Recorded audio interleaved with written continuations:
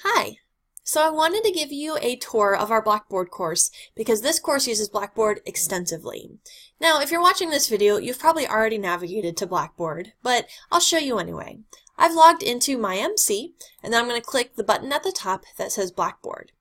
But this actually is where our first lesson comes in, because I've noticed that a lot of students will navigate to their courses using their notifications up top and kind of scrolling through and looking for things. And although this isn't bad, it's also not great. You're going to miss out on things if that is the only way you access your courses. I don't access my courses at all that way, and I use Blackboard extensively. I highly recommend to not use that for your courses, but instead to actually navigate to the course you're enrolled in. So on the right-hand side, it says My Courses. There's actually settings about which ones you can see. But for our course, we're in Biology 105 in spring 2020. I would click on that, and you typically should. However, I am still building that course, so I want to show you a course that's completed. Although it's from a previous semester, I really haven't changed it semester to semester. So when you first log into the course, this is my instructor view. I'm actually going to change it to what it's going to look more like for you. The very first thing that pops up is announcements. And with announcements, these are things that are going to get sent to your MC email as well as be posted here. So if you're like, oh, I get these messages in my email, totally fine. But just letting you know, this is the very first thing you're going to see in our course. The next thing that you're going to see is the course calendar. In the course calendar is going to have all the deadlines for the various assignments. Currently, you saw nothing in January, but here's last semester. This is across all the courses I teach. Do not get intimidated by the number of assignments here. This is for a couple classes I teach. So you've got deadlines in here. The next link is Syllabus Info. I will be giving you a hard copy of the syllabus, but if you ever want a digital copy or you've lost your hard copy, you can find it here in this folder. The info part is the how to do things on Blackboard.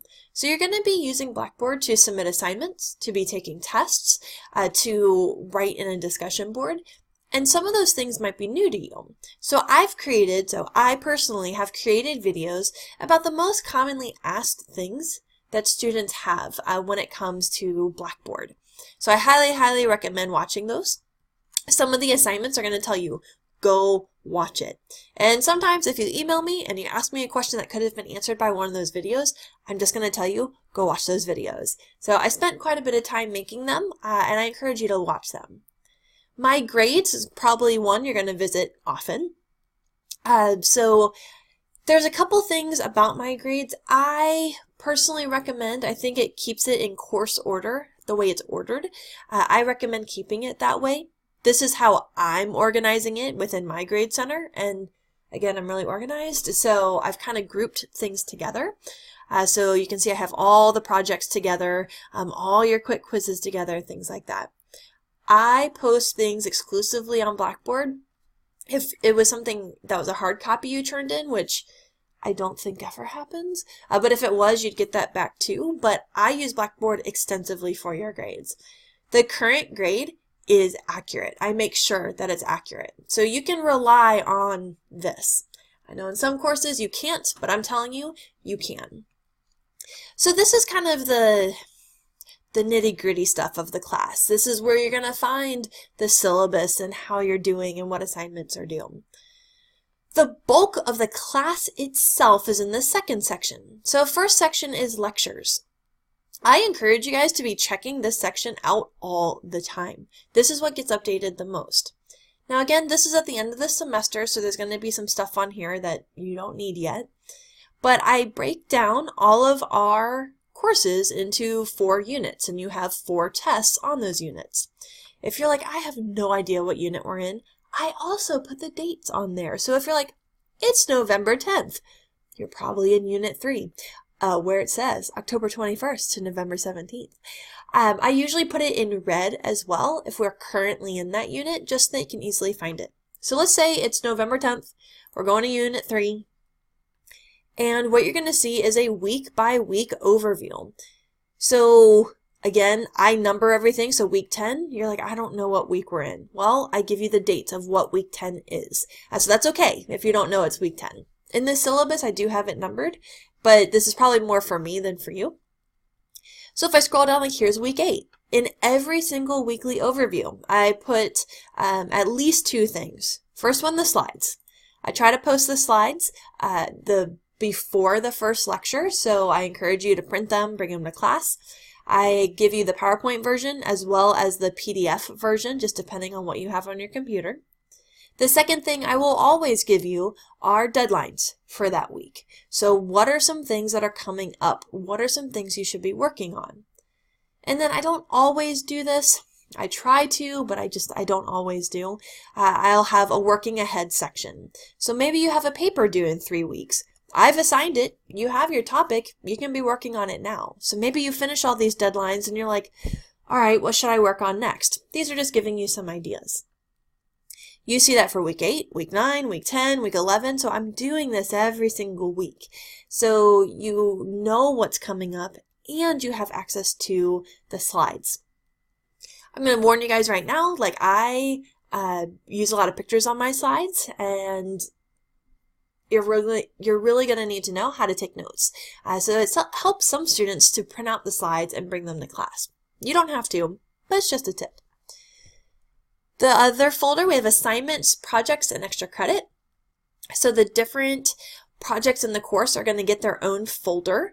So here's the environmental controversy, here's the environmental service activity. I click into that folder and it's going to have all the information you need regarding that project. Again, there's dates on here, so if you're like, are we doing this project right now? Take a look at the dates. And that might be giving you a heads up like, hey, I'm in a project right now. I should be on top of those deadlines.